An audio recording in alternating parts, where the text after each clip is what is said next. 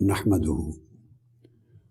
व नुसल्ली व नुसल्लिमु अला सय्यदिना व मौलाना मुहम्मदिन रसूलिहिन नबिय्यिल अमीनिल मकीनिल हनीनिल करीमिर रऊफिर रहीम अम्मा बाद बिस्मिल्लाहिर रहमानिर रहीम। मुअज़्ज़ज़ सामीन व नाज़रीन, इमाम इब्न सीरी फरमाते हैं, इमाम अब्दुल्ला बिन मुबारक फरमाते हैं कि हम पहले ज़माने में एक जो ज़माना था, ये फितना मौजू रिवायात घड़ने का जब पैदा नहीं हुआ था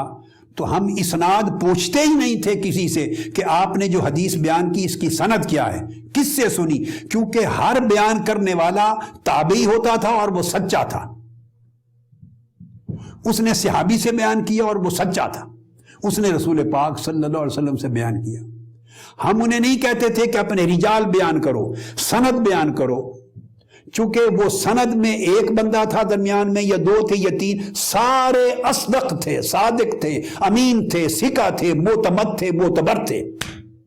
वहां गलत बयानी का कोई इम्कान ही नहीं था। तो सनदें छोटी थी। जो जो ज़माना आगे बढ़ता चला गया, जिस ज़माने इमाम बुखारी आए हैं, तो इमाम बुखारी की पैदाइश 194 में हुई है, 194 में हिजरी में, और 210 हिजरी में आपने हदीस को कलेक्ट करने का असातिज़ा से अमल शुरू किया है। तो 210 हिजरी का मतलब यह है कि आका अलैहिस्सलातु वस्सलाम के विसाल अक़दस को उस वक्त 200 साल गुजर गए थे और 3, 4, 5 नस्लें दरमियान में गुजरी थी।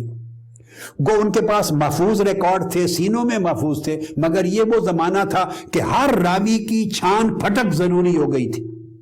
क्या लेना है, क्या नहीं लेना,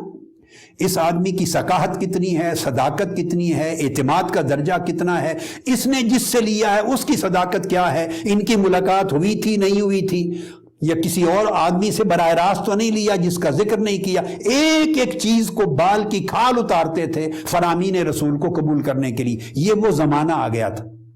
इससे पहले के जमाने में इस अमर की जरूरत नहीं थी। लिहाजा इनसे पहले आइम्मा जो अब अहादीस अपनी किताबों में मुरतब करते थे, तो अगर ताबई से ली तो ताबई का नाम लिख के रिवायत कर दिया, और जब ताबई का नाम आ गया तो हर पढ़ने वाले को इल्म है कि ये ताबई अपनी तरफ से नहीं कह रहा, इसने सहाबी से सुनी, और उनको ये भी इल्म होता था कि किन किन सहाबा से इसने सुना है, और हर एक के पास ज़ख़ीरा इल्म था। यहां तक भी मालूम होता था कि इसने फलां सहाबी से सुना, और दीगर रिवायात से मालूम हो जाता था। कभी मौकूफ रिवायत होती थी, सहाबा से रिवायत कर दिया, सिर्फ अन अबी हुरैरा लिख दिया, अन इब्न मसूद लिख दिया,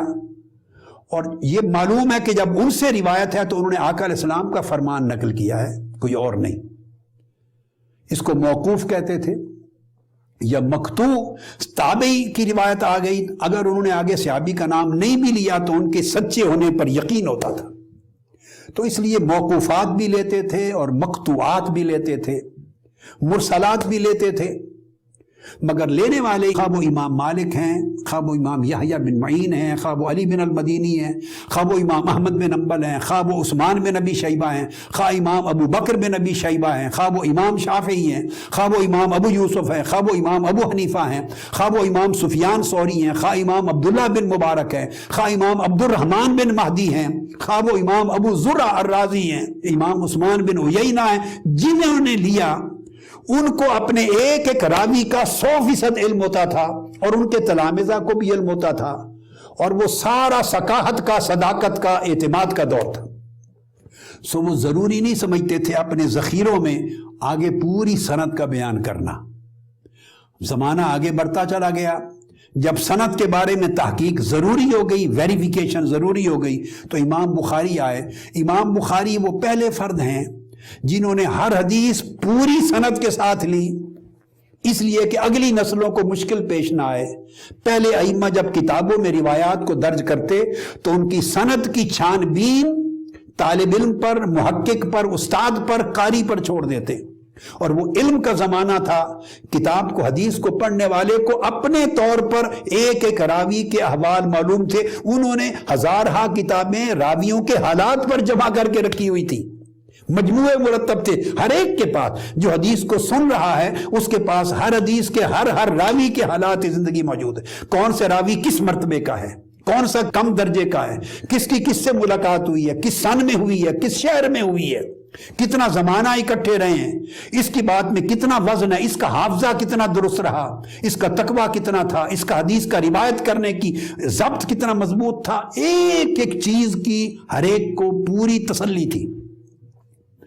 اس لیے وہ ذخیرے محفوظ تھے، مگر وہ اہل علم کے لیے تھے کہ وہ حدیث لیں اور سند کی چھان بین کر لیں۔ امام بخاری کا ترہ امتیاز یہ ہے کہ آپ نے یہ پریشانی قاری پر نہیں چھوڑی، حدیث کی کتاب پڑھنے والے کے ذمے یہ ذمہ داری نہیں چھوڑی کہ وہ ہر راوی کا حال معلوم کرے، بھئی یہ کون ہے، اس کا پورا نام کیا ہے، کس شہر کا رہنے والا، کبھی راوی کے نام کے ساتھ شہر بھی نہیں لکھا ہوتا، کس شہر کا رہنے والا، کب پیدا ہوا، کب ڈیتھ ہوئی، کن کن اساتذہ سے پڑھا، کہاں سے لیا، مرتبہ حفظ کا کیا ہے، حافظہ کتنا ہے، صداقت کتنی ہے، یہ ساری چیز امام بخاری نے قاری پر، پڑھنے والے طالب علم کے ذمے نہیں چھوڑی، اس کو مشکل میں نہیں ڈالا، سارا کام خود کر دیا،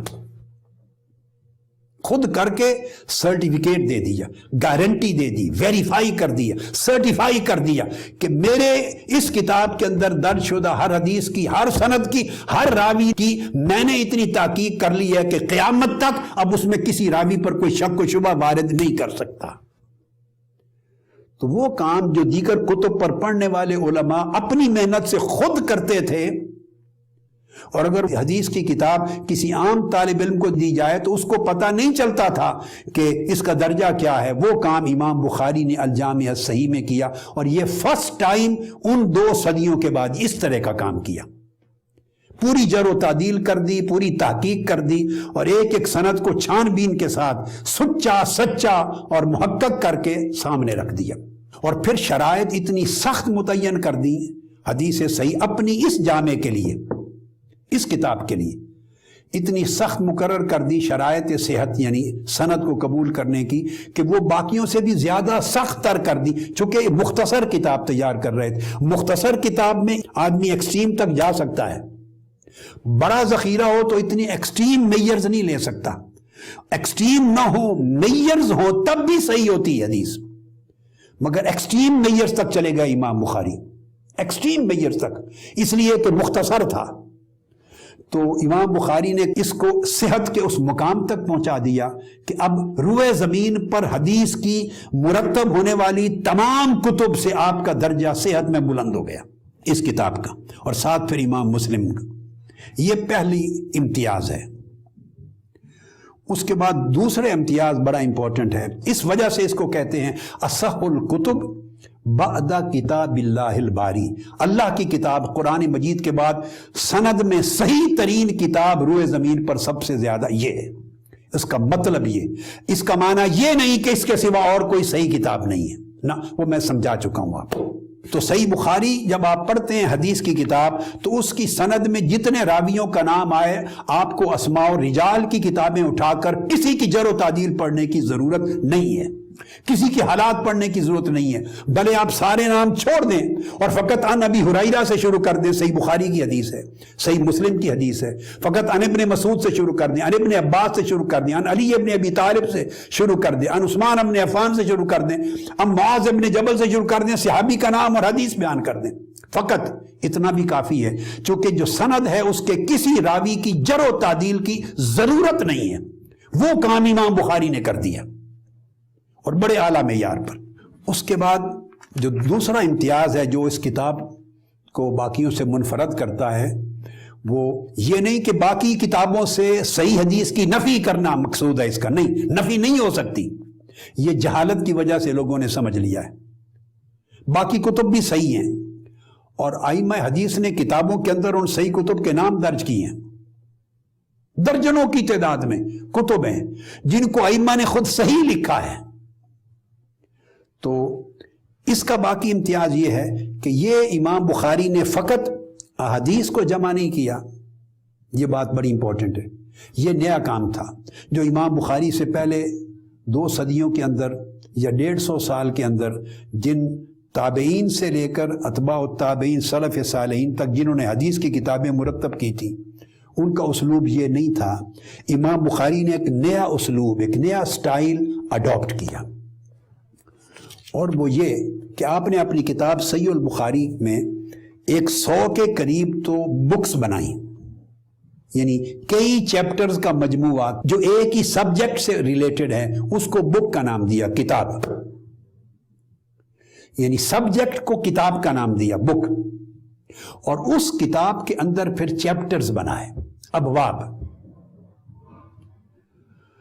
اب آپ دیکھیں صحیح بخاری میں 100 کے قریب کتب ہیں، یعنی سبجیکٹ لیے ہیں، یعنی براڈر سینس میں. اور اس کے اندر 3500 کے قریب ابواب ہیں، چیپٹرز ہیں. یہ میں دوسرا امتیاز بتا رہا ہوں صحیح البخاری کا، جو بطور کتاب حدیث اس کو بالکل منفرد کرتی ہے. یہ منہج اور سٹائل پہلے کسی کا نہیں تھا، بعد ازاں اڈاپٹ کیا ائمہ نے. 3500 کے قریب، 3450 سے لے کر 3730 تک یہ چیپٹرز کے عدد ہیں. اب آپ ذہن میں رکھ لیں، کل احادیث صحیح بخاری کی 3000 سے کم ہیں، بغیر ریپیٹیشن کے، بغیر تکرار کے. تو گویا چیپٹرز کی تعداد احادیث سے بھی زیادہ ہے. وہ کس طرح زیادہ ہے کہ ایک ایک حدیث کئی بار ریپیٹ ہو کے مختلف چیپٹرز میں امام بخاری لاتے ہیں. یہ بات آپ یہاں تک ذہن میں رکھ لیں. اب آپ سوچیں گے یہ کیسا ہوا کہ چیپٹرز کی تعداد زیادہ ہے اور بغیر تکرار کے حدیث کی تعداد چیپٹر سے بھی کم ہے؟ تو وجہ یہ ہے کہ آقا علیہ السلام کی ایک حدیث ہے، اس حدیث میں کبھی 5 موضوع بیان ہوئے ہیں. ایک ہی حدیث ہے، اس میں نماز کا بھی ذکر آ گیا، روزے کا بھی آ گیا، حج کا بھی آ گیا، زکوٰۃ کا بھی آ گیا. ایک ہی حدیث ہے. تو جب امام بخاری نماز کا باب قائم کریں گے، پھر روزے کا، پھر حج کا، پھر زکوٰۃ کا، تو وہ حدیث چاروں ابواب میں لے آئیں گے کہ نہیں؟ لائیں گے. ایک حدیث ہے، اس میں آقا علیہ السلام نے سچ بولنا، نیک عمل کرنا، خوش خلقی سے بولنا، نرمی رکھنا، صدقہ خیرات کرنا، یتیم کی مدد کرنا، مظلوم لوگوں کی حمایت کرنا، سخاوت کرنا، یہ ایک حدیث میں 8-10 اچھے خلق بیان فرما دیے. اب جب امام بخاری ہر ایک چیپٹر پہ آئیں گے تو ایک ہی حدیث میں یہ 10 موضوعات تھے، تو وہی حدیث ہر جگہ ریپیٹ کرنی پڑے گی، چونکہ وہ ہر چیپٹر سے اس حکم کو ثابت کر رہے ہیں. تو ایک حدیث کئی جگہ بیان ہو جاتی. آگے جب میں انشاءاللہ اسباق شروع ہو جائیں گے تو یہ میں چیز اس وقت آپ کو سمجھا دوں گا. بیسک چیز اس وجہ سے امام بخاری نے ایک حدیث، میں نے پہلی نشستوں میں بھی کہا ہے، بعض اوقات 20 سے 22 مرتبہ بھی ریپیٹ کرنی پڑی ہے. یعنی ایک واقعہ ہے، اس میں آقا علیہ السلام نے ایک طویل گفتگو فرمائی ہے، اور اس میں آقا علیہ السلام نے فرمایا جب اذان سنو تو مسجد کی طرف آؤ، اور مسجد کے اندر آؤ، یا اقامت سنو تو نماز کے لیے آؤ. پھر ساتھ اسی میں فرمایا دوڑتے ہوئے نہ آؤ. اسی کے اندر فرمایا بڑے سکون اور وقار سے چلو، عجلت سے کام نہ لو. یعنی تلقین میں 4-5 چیزیں فرمائیں، الگ الگ لفظ آ گئے. اب امام بخاری نے ایک ایک لفظ سے ایک حکم اخذ کیا ہے کہ مسجد میں دوڑنا منع ہے، دوڑ کے نہیں جا سکتے. کہیں اخر سکون اور وقار اطمینان کے ساتھ چلنا ضروری ہے. کہیں بیان کر دیا کہ اقامت سنتے ہی نماز کے لیے چلے جاؤ. تو جیسے جیسے جز اس کے اندر بیان ہوئے، ہر باب جب آیا تو اس حدیث کو پھر ریپیٹ کیا. اس طرح ابواب کی تعداد بڑھ گئی اور بغیر تکرار کے احادیث کی کم رہی. اور یہ اہتمام امام بخاری نے کیا، ان سے پہلے کبھی کسی نے یہ طریق اختیار نہیں کیا تھا.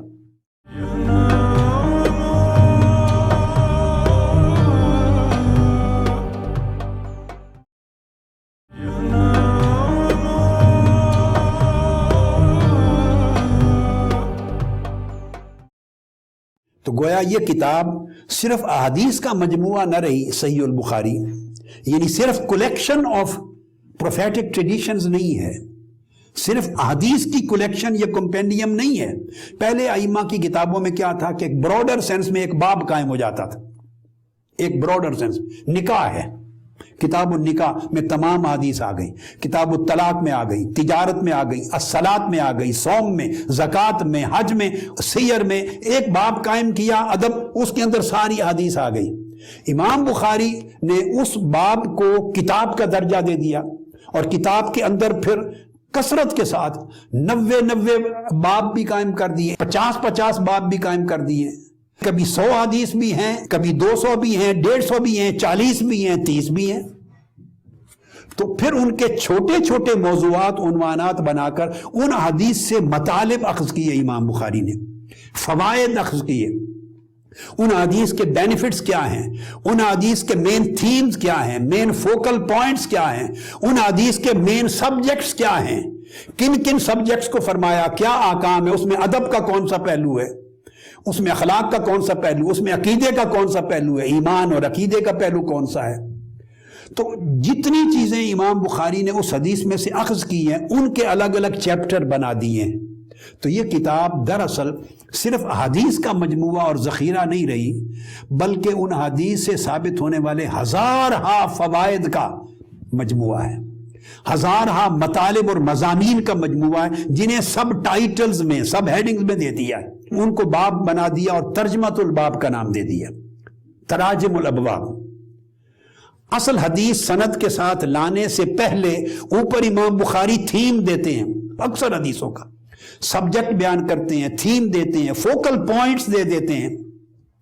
جو ثابت کرنا چاہتے ہیں اس حدیث سے وہ اس کا پورا سبجیکٹ میٹر اوپر دے دیتے ہیں، اپنا ذہن ما فی ذہن بیان کر دیتے ہیں، فقہی احکام بیان کر دیتے ہیں، مینرز بیان کر دیتے ہیں۔ تو اس طرح امام بخاری نے فقط حدیث کے متون اور ٹیکسٹ کو نہیں لیا، بلکہ ان سے معانی کو بھی نکالا ہے اور کثیر تعداد میں مطالب کو نکالا ہے اور ان کو مختلف ابواب میں تقسیم کیا ہے۔ یہ وہ کام ہے جو پہلے اسلوب نہیں تھا، یہ صحیح بخاری کے اندر ہے۔ پھر اس کے بعد آگے ایک بڑا امپورٹنٹ کام یہ کیا کہ جہاں کتاب قائم کی یا باب قائم کیا، جو حدیث نیچے لا رہے ہیں امام بخاری نے اکثر کوشش کی کہ اس موضوع پر جو قرآن مجید کی آیت ہے اس کو سب سے پہلے لے آئیں۔ تو گویا آیات قرآنی کو بھی حدیث کی کتاب میں جمع کر دیا، یہ اسلوب پہلے نہیں تھا، بعد ازاں ائمہ نے لیا ہے۔ آپ امام بہقی کی کتابوں کو دیکھیں، سنن بہقی اور دیگر کتابوں میں، اور امام نووی تک پھر یہ اسلوب آ گیا۔ میں بھی جتنی حدیث کی کتابیں مرتب کرتا ہوں، چھوٹی بڑی 200 کے قریب ہو گئی ہیں، میں بھی ہر باب میں سب سے پہلے آیات قرآنی لیتا ہوں، مگر یہ ائمہ سے لیا ہے طریقہ، ائمہ نے سب نے امام بخاری سے لیا ہے، یعنی میرے جیسے چھوٹے لوگوں نے بڑے ائمہ سے لیا ہے، اور تمام بڑے ائمہ جو امت میں حدیث کے انہوں نے امام بخاری سے لیا ہے۔ امام بخاری سے پہلے یہ اسلوب نہیں تھا۔ سو ہر موضوع پر پہلے آیت دے دیتے ہیں، کبھی ایک آیت دے دیتے ہیں، کبھی 2 آیتیں دے دیتے ہیں پوری، اور بعض مقامات پہ کوئی چیز زیادہ ثابت کرنے والی ہے، جیسے ایمان ہے، ایمان کے ابواب ہیں، وہاں 10 12 14 آیات کے ٹکڑے متعلقہ جز بھی دے دیتے ہیں، یعنی اس سبجیکٹ کو ثابت کرنے کے لیے قرآن مجید سے بہت مدد لی ہے۔ یہ صحیح بخاری میں کتاب حدیث کے اندر نیا اسلوب انٹروڈیوس کروایا امام بخاری نے، اور گویا بعد کے مصنفین کے لیے اور آج کے زمانے کے میرے جیسے چھوٹے طالب علموں کے لیے ایک نیا راستہ کھول دیا جو 1200 سال سے کھلا ہوا ہے۔ تو موضوع کی مناسبت سے آیات لائے ہیں، پھر اس کے ساتھ صحابہ کرام کا قول بھی لاتے ہیں۔ حدیث بعد میں ابھی آئے گی پوری سند کے ساتھ، حدیث بعد میں آئے گی، صحابی کا قول بھی لے آتے ہیں، صرف فقط صحابی نے یہ کہا، کبھی تابعی کا قول لے آتے ہیں، کبھی کئی صحابہ کا قول لے آتے ہیں، کبھی آقا علیہ السلام کی ایک حدیث کا ایک ٹکڑا لے آتے ہیں جس سے وہ جو ترجمۃ الباب ہے، جو سبجیکٹ ہے، اصل تھیم، اس کو ثابت کر لیں، بعد میں وہ حدیث آ جاتی ہے، خواہ اس باب میں آئے خواہ اگلے باب میں آ جائے۔ تو یہ امام بخاری نے ایک نیا اسلوب وضع کیا، اس نے اس کتاب کو ایک پوری کائنات علم حدیث میں ایک جداگانہ شان دے دی، اور آنے والے زمانوں میں علم حدیث کے طلباء کے لیے نئے راستے کھول دیے۔ پھر اس طرح امام بخاری کا جو مقصود ہے اس کتاب صحیح بخاری کو مرتب کرنے کا، وہ فقط احادیث صحیحہ کو جمع کرنا، یہ آپ کا آبجیکٹو نہیں ہے۔ آف کورس احادیث صحیحہ اعلیٰ درجے کی صحت اور ضمانت کے ساتھ جمع کرنا آپ کے آبجیکٹو میں سے ایک ہے، ڈیفینیٹلی نمبر 1 ہے، مگر صرف یہ آبجیکٹو نہیں ہے، اس پر آپ نے انحصار نہیں کیا، بلکہ اس کے ساتھ احادیث سے استنباط کیا ہے، احادیث سے پھر احکام کو، مسائل کو اخذ کیا ہے، اور جو اخذ کیا ہے عام طور پہ ہم لوگ کیا کرتے ہیں، کتابیں لکھنے والے حدیث کو پہلے لاتے ہیں، اور جو احکام، آداب، دلائل، جو مفاہیم اخذ ہوتے ہیں وہ پھر اس کے بعد لے آتے ہیں مطالب۔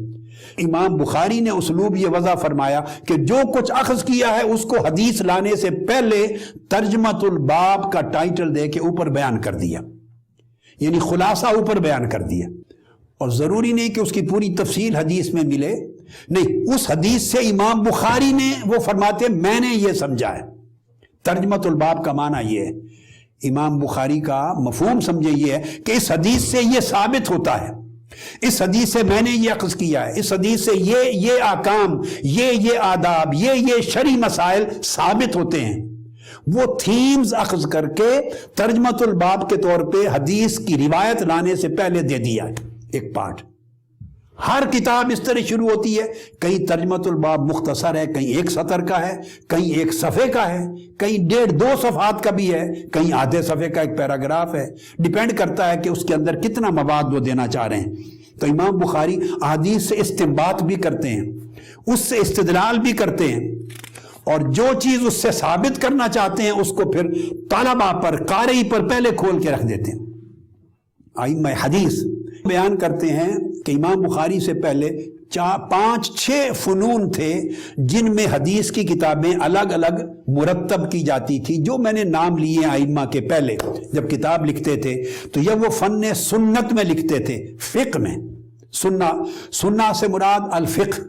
یعنی احکام شرعیہ میں حدیث کی ایک پوری کتاب مرتب کر دیتے تھے۔ ان کا جو مین تھیم ہوتا تھا وہ فقہی اور شرعی احکام، مگر احادیث نبوی، جیسے امام مالک نے موطا لکھی، امام سفیان ثوری نے پہلے اپنی جامع لکھی، یہ سب امام بخاری سے پہلے۔ یا دوسرا سبجیکٹ ہوتا تھا تفسیر، قرآن مجید کی آیات کی تفسیر کرتے، مگر کرتے حدیث رسول کے ساتھ، اپنے طور پہ تفسیر بالرائے، اپنی اوپینین سے تفسیر نہیں کرتے تھے، آیت لکھ کر یا آیت کا ٹکڑا صرف وہ حدیث درج کرتے جن میں اس آیت کی تفسیر آئی ہے، جیسے امام ابن جریج نے کی اور دیگر ائمہ۔ تیسرا فن تھا سیر اور مغازی، آقا علیہ السلام کے اسفار، جنگیں، غزوات، سرایا، ان کا بیان کرتے اور ان کے حالات و واقعات کو جمع کرتے، جیسے امام محمد بن اسحاق نے جمع کی۔ تو یہ ایک الگ فن تھا، یعنی ہر ایک فن پر ایک الگ الگ کتاب مرتب ہوتی تھی۔ ایک فن میں دوسرے سبجیکٹ عام طور پہ داخل نہیں ہوتے تھے، سبجیکٹ وائز کتاب الگ رہتی تھی۔ ایک سبجیکٹ تھا الزہد والرقائق، جس کو بعد کی دنیا میں ائمہ اور اکابر نے تصوف اور سلوک کا نام دیا۔ اوائل وقتوں میں اسی کو الزہد والرقائق کہتے تھے۔ تو اس کے اوپر امام عبداللہ بن مبارک نے پوری کتاب لکھی، کتاب الزہد والرقائق، امام ابن جریج نے کتاب لکھی زہد والرقائق، اور دیگر ائمہ کی۔ تو گویا یہ کتابیں بھی تھیں، اس میں صرف زہد اور رقائق بیان ہوتے۔ ایک 5واں سبجیکٹ تھا ادب، لوگوں کے ساتھ مینرز، آداب، ملنا کیسے ہے، مصافحہ کیسے کرنا، اٹھنا کیسے، بیٹھنا کیسے، بڑے سے کس طرح، چھوٹے سے کس طرح، بچوں کے ساتھ کس طرح ملنا، دوست دشمن کے ساتھ، مہمان کی ضیافت کس طرح کرنی، کھانا کس طرح کھانا ہے، ختم کس طرح کرنا ہے، دعا کیسے کرنی، سونا کیسے ہے، جاگنا کیسے ہے، لوگوں سے میل ملاقات، معاملات، یہ جو روز مرہ زندگی کے معاملات ہیں، ڈیلنگز، بیہیویئرل میٹرز، تو بیہیویئر کو لیتے، اس میں مینرز کو بیان کرتے۔ جیسے امام ابن ابی شیبہ خود امام بخاری اور امام مسلم کے شیخ ہیں، ان سے پہلے ان کی کتاب ہے الادب پر۔ تو اس طرح ادب پر بھی کتابیں ہوتی تھی الگ، اور وہ ہوتی حدیث کی تھی۔ امام بخاری کی بھی کتاب ہے الادب المفرد، صرف آداب درج ہیں، وہ پھر احکام کو نہیں لیتے تھے، سیر مغازی کو نہیں لیتے تھے، دیگر فقہی مسائل کو نہیں لیتے تھے، تفسیر کو نہیں، باقی سبجیکٹ کو اس میں داخل نہیں کرتے تھے۔ تو یہ بھی ایک طریق تھا۔ تو اس طرح فقہ کی کتابیں پوری پیورلی فقہ کے اعتبار سے، جیسے امام اعظم ابو حنیفہ کی روایات کو امام ابو یوسف القادی نے جمع کیا کتاب الآثار میں، امام محمد بن حسن الشیبانی نے کتاب الآثار میں جمع کیا، امام مالک کے الموطا کی طرح۔ تو اس میں پھر وہ صرف احکام فقہ کو ڈیل کرتے تھے، مگر احادیث نبوی، خواہ اس میں مقطوعات ہوں یا موقوفات ہوں یا مرسلات ہوں۔ تو یہ 5-6 الگ الگ سبجیکٹ تھے، ہر سبجیکٹ پر ایک الگ انڈیپینڈنٹ کتاب لکھی جاتی تھی، ایک کتاب میں 2 ڈیفرنٹ 3 سبجیکٹ جمع نہیں کرتے تھے۔ امام بخاری نے ایک نیا منہج، ایک نیا سٹائل انٹروڈیوس کیا۔ آپ نے صحیح بخاری میں یہ سارے سبجیکٹس اور یہ سارے سٹائل کو یکجا کر دیا۔ بعض ائمہ عقائد پر لکھتے تھے، فرق العقیدہ، اس کو نام السنہ کا بھی دیتے تھے، الشریعہ کا بھی دیتے تھے پہلے زمانوں میں۔ تو وہ امام بخاری نے عقائد بھی لے لی اپنی کتاب میں، اور فقہ کے تمام احکام شریعہ وہ بھی لے لیے، آداب بھی سارے اپنی کتاب میں لے لیے، سیر اور مغازی بھی لے لیے، تفسیر بھی لے لی، اور زہد اور رقائق بھی لے لیے۔ الغرض جتنے موضوعات الگ الگ جن پر حدیث جمع کر کے ایک کتاب بنائی جاتی تھی، امام بخاری نے وہ سارے اسالیب اپنی کتاب میں جمع کر لیے۔ اس کا نام رکھا اس لیے الجامع الصحیح المسند المختصر، یا الجامع المسند الصحیح المختصر۔ تو تمام موضوعات اس کے اندر لے لیے۔ اس کو امام نووی نے بیان کیا ہے، حافظ ابن حجر اسقلانی نے، تمام ائمہ نے صحیح بخاری پر گفتگو کرتے ہوئے ان چیزوں کو بیان کیا۔ مگر بہت سی کتابوں میں یہ چیزیں متفرق ہیں، جو میں یکجا کر کے سمجھے ایک ڈش میں آپ کو دے رہا ہوں۔ سینکڑوں کتابوں میں ائمہ نے ان چیزوں کو متفرق بیان کیا ہے۔ پھر امام بخاری جب احادیث کا اعادہ کرتے ہیں، مختلف ابواب میں ریپیٹ کرتے ہیں، تو اس کا مطلب بھی حدیث کے مختلف دقائق کو سبجیکٹ وائز مختلف جگہوں پر واضح کرنا، اجاگر کرنا، اور اس میں سے لطائف اور فوائد کا استنباط کرنا، ڈیرائیو کرنا مختلف چیزیں، وہ مقاصد لے کر گویا دین اور شریعت کی تعلیمات، ہدایات اور علوم اور معارف، یہ احادیث کے ایک ایک لفظ سے، ایک ایک جملے سے نکال کے ایک پورا سمندر پیدا کرتے چلے جاتے ہیں۔ ان کا مقصد ٹیکسٹ کو جمع کرنا نہیں تھا کہ بہت سارے ٹیکسٹ جمع ہو جائیں یا بہت ساری سندات اسانید جمع ہو جائیں، بلکہ ان کے ساتھ استنباط کر کے معنی، مطالب شرعی، دینی، علمی، ادبی، فقہی، روحانی، اخلاقی ساری چیزیں ایک جمع کر کے حدیث صحیحہ کے ذریعے امت کو دیا جائے۔ اس میں زہد اور ورع بھی تمام چیزیں آ جاتی۔ پھر اس طرح امام بخاری تراجم الابواب جب بناتے ہیں تو میں نے کہا کبھی صرف صحابی کا بغیر سند کے، تراجم میں سند نہیں دیتے، صحابی کا حوالہ دے دیا، تابعی کا حوالہ دے دیا، کبھی آقا علیہ السلام کی حدیث کا ایک ٹکڑا دے دیا، متن کا ٹکڑا دیا، کوئی سند نہیں دی، قرآنی آیات دے دی، اقوال دے دیے، تاریخی حصہ کوئی سیر کا دے دیا، دے کے تھیم جب مکمل ہو گیا، اس کے بعد امام بخاری اپنے اسلوب کے مطابق پوری کامل سند کے ساتھ حدیث لے آتے ہیں۔ گویا اس سے جو احتجاج اور استناد کرنا ہے، جو ثابت کرنا ہے، وہ پہلے بیان کر دیتے۔ اور بعض ایسے مقامات بھی ہیں کہ آپ نے ایک باب قائم کر دیا، صرف آیات قرآنی بیان کر دی ہیں اور حدیث کو اگلے چیپٹر میں جا کے شروع کیا، اس میں جب کچھ اقوال بیان کر دی ہیں، اس طرح بھی کر دیا امام بخاری نے۔ کئی فتاوی صحابہ دے دیتے ہیں اس تھیم کو ثابت کرنے کے لیے، یعنی کوشش کی ہے کہ ہر چیز ضروری ایک سبجیکٹ کے تحت اس کے اندر اشارتاً یا تفصیلاً جمع ہو جائے۔ اور اس کے ساتھ پھر یہ کتاب تراجم الابواب کی شکل میں فقہ البخاری بن گئی ہے، وہ امام بخاری کی اپنی فقہ بن گئی ہے۔ ان کے بارے میں بعض لوگوں کا خیال ہے، شاید وہ خود سمجھتے ہوں کہ وہ ایک فقیہ مطلق ہیں، یعنی مذاہب فقہ میں کسی کے ایک مقلد نہیں تھے، خود اپنے آپ کو مجتہد مطلق کے درجہ سمجھتے تھے، اور اس کتاب نے ثابت بھی کیا کہ بڑا اونچا درجہ تھا، مجتہد کا درجہ تھا۔ لہٰذا اس لحاظ سے مختلف طرق سے، مختلف الفاظ سے، مختلف روات سے چیزیں لا کر وہ اپنے فقہی مذہب کے مطابق اپنی فقہ کو ثابت کرتے ہیں۔ اب کسی کا اگر فقہ کے ساتھ اختلاف ہو سکتا ہے، اس کے لیے واجب نہیں ہے وہ امام بخاری کے فقہی مذہب کو لے، وہ مقلد ہے امام اعظم ابو حنیفہ کا۔ میں نے عرض کر دیا احادیث صحیحہ ہزارہا دیگر کتب میں موجود ہیں، وہ اپنے مذہب کو دیگر احادیث صحیحہ سے لے۔ حدیث صحیح کسی کتاب کے اندر ہونے کی محتاج نہیں ہے، وہ سند کی محتاج ہے۔ سند صحیح ہو، بھلے اس کو امام مالک نے روایت کیا، بھلے امام ابو حنیفہ نے روایت کیا، بھلے امام شافعی نے روایت کیا، خواہ امام عبداللہ بن مبارک نے روایت کیا، وکیع بن الجراح نے، سفیان ثوری نے، خواہ امام احمد بن حنبل نے، خواہ امام ابن ابی حاتم نے، خواہ امام ابو زرع نے،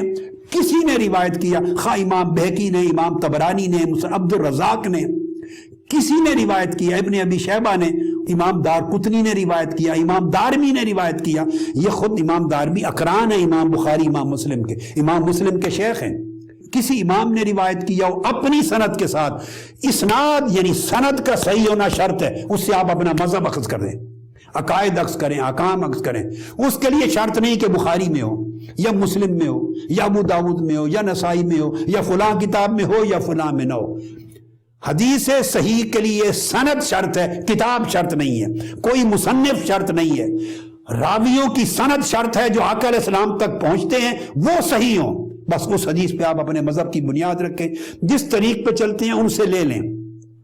مگر میں آپ کی معلومات کے لیے بیان کر رہا ہوں کہ وہ اپنی جگہ ایک فقہ البخاری بھی ہے، جیسے فقہ الحنفی ہے،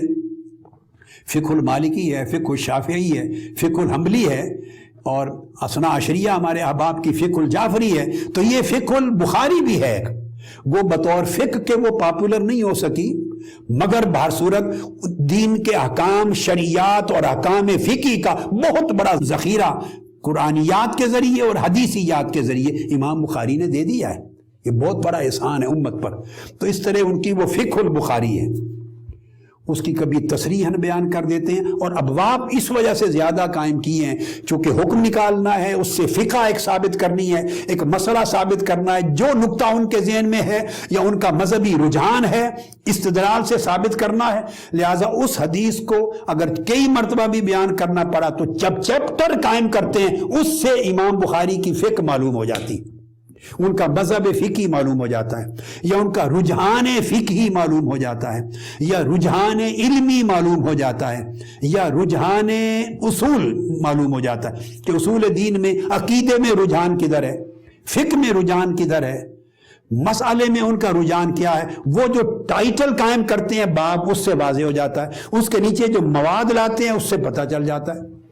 اس کے بعد حدیث ہیں، اس حدیث سے جو امام بخاری نے لیا وہ آپ کے سامنے آ جاتا ہے،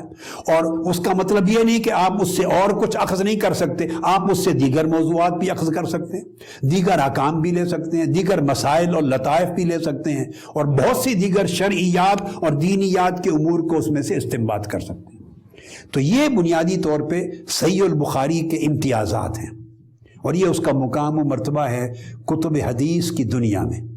تو یہ صرف یہ امتیاز نہیں ہے کہ محض صحیح حدیث صحیح بخاری سے ملے گی، اور جو صحیح بخاری میں نہیں وہ صحیح نہیں، یہ ٹوٹلی غلط ہے۔ انہوں نے اس غرض کے لیے لکھی نہیں ہے کتاب، ان کے اس کتاب کو مرتب کرنے کے مقاصد یہ سارے تھے جو میں نے بیان کر دیے، اور درجے میں جو احادیث صحیح بخاری کے اندر ہیں ان کا رتبہ بہر صورت سب سے بلند ہے، مگر اس طرح کی ہزارہ حدیث دیگر مقام پر بھی ہیں، تو سند کا صحیح ہونا اس کے لیے یہ بھی لازم نہیں ہے، درجے میں یہ بھی لازم نہیں کہ بخاری کے اندر جو سند ہے اس کا درجہ اونچا ہوگا، اور مسلم اور دیگر کتب حدیث میں جو سند ہے اس کا درجہ ادنا ہوگا۔ ایسی کوئی قاعدہ کلیہ اصول حدیث میں نہیں ہے۔ تو آقا علیہ الصلوۃ والسلام کی حدیث کا فیض یکساں طور پر ائمہ دین نے امت تک پہنچایا ہے، اور امام بخاری کو حدیث کے باب میں بہت بلند رتبہ بیان کیا، اس لیے آپ کو امیر المؤمنین فی الحدیث کہتے ہیں۔ آپ امام مطلق تھے علم الحدیث کے، جرح و تعدیل کے، اسماء و رجال کے، علل الحدیث کے، حدیث کی صحت اور اس کے اسناد کے اور روات کو پرکھنے کے۔ امام بخاری جیسا ذہین، طباع، قابل، لائق، محقق کوئی ہستی تاریخ میں پیدا نہیں کی۔ امام بخاری اس لیے اساتذہ کے استاذ تھے، اماموں کے امام تھے، محدثین کے شیخ تھے۔ یہ وجہ ہے کہ امام مسلم نے آپ سے عرض کیا ماتھے کو بوسہ دے کے کہ اے سید المحدثین اجازت دیں میں آپ کے قدم چوم لوں، تو آپ نے تواضعاً اجازت نہیں دی۔ اللہ رب العزت نے ان کی اس کاوش کو اتنا قبول کیا کہ آج پوری دنیا میں شرق سے غرب تک بخاری شریف حدیث پاک کی بہت بڑی سب سے اونچی سند تصور کی جاتی ہے۔ اب انشاءاللہ تعالی کل سے ہم اس کے اسباق شروع کریں گے، وہ جیسا کہ میں نے عرض کیا وہ بالکل آسان عام فہم ہوں گے، جو مشکل حصہ تھا وہ ان 3 نشستوں میں گزر گیا۔ آگے کے لیے تسلی رکھیں، آسانی آسانی ہے۔ والسلام علیکم ورحمۃ اللہ وبرکاتہ۔